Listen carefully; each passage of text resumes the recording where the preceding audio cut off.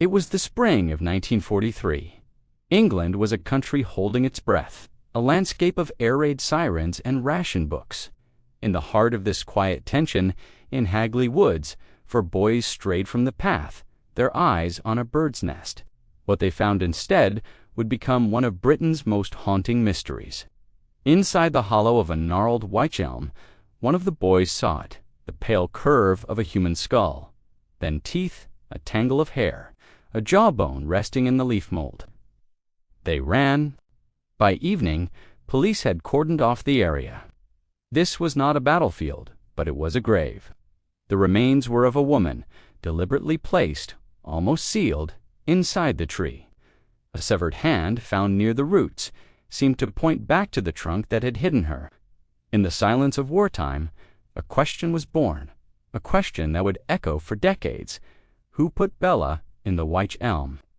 The initial investigation was hampered by the fog of war. Blackouts ruled the Midlands, names were withheld, and facts were as rationed as sugar. Hagley Woods was private land, part of the Hagley Hall estate, a quiet corner of the country, now marked as a crime scene. Forensic science of the day pieced together a vague portrait. A woman, likely in her early to mid-30s, about 5 feet tall.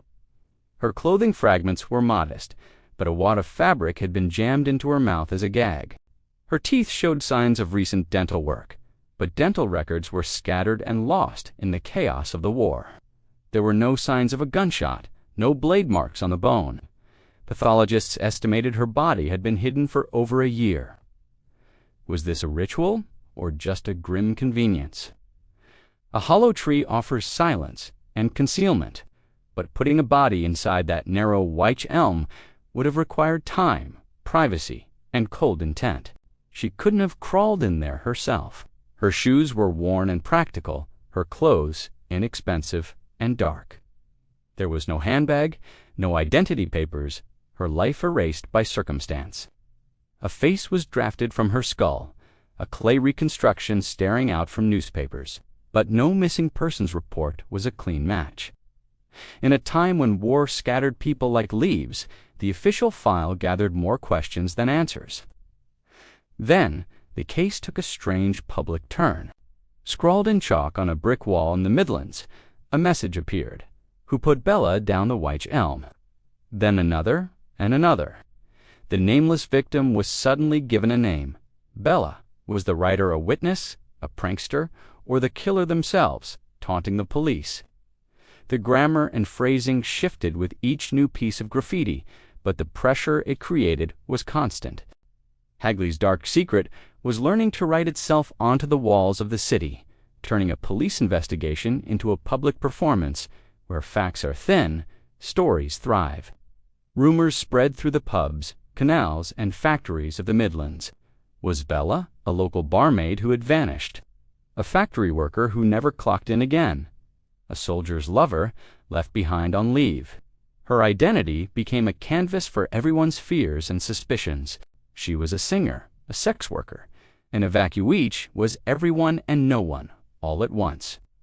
The very name of the tree, a wych elm, sounded like witch, and soon folklore crept into the narrative.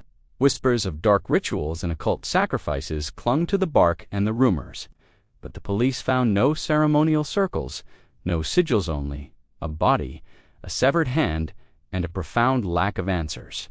Myth offered a kind of meaning where the facts refused to. Britain, in 1943, was a theater of secrets, filled with uniforms and spies.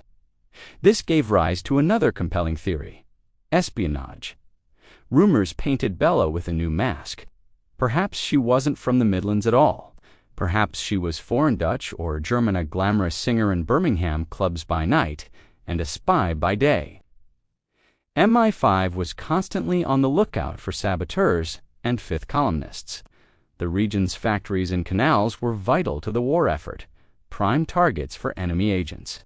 If she was a spy, it could explain her lack of local ties.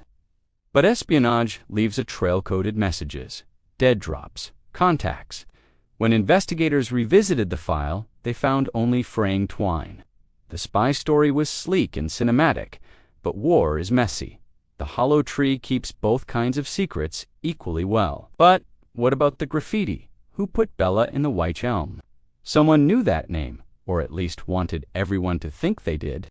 The police searched for the hand behind the chalk. Was it schoolboys playing a prank? A factory worker who'd heard a rumor? Or a man who drank in the wrong pub and saw something he shouldn't have? The message itself became a clue, turning the crime into a chorus sung by an invisible crowd. If the writer knew the victim, why hide behind a brick wall? If the writer was the killer, why keep the case alive in the public eye? The handwriting offered quirks, but no identity. The message offered a name, but not a life. Years passed. The war ended. But the bones remembered. Modern forensic re-examination confirmed the early findings. A woman in her 30s, likely working class, neither starved nor wealthy. The fabric gag spoke of control, of a desperate urgency. The lack of wounds on the bones suggested death by suffocation. Tree growth and insect activity confirmed she was placed in the elm at least 18 months before being found. Investigators launched massive dental canvases, but every promising lead, every possible match, eventually fell away. The case file grew thick with almosts. Names floated up and sank again. A local woman named Clueso, a Dutch woman named Van Ralt. But none of them stuck. Bella, the name from the wall, remained the most convincing story, the only name that would stay.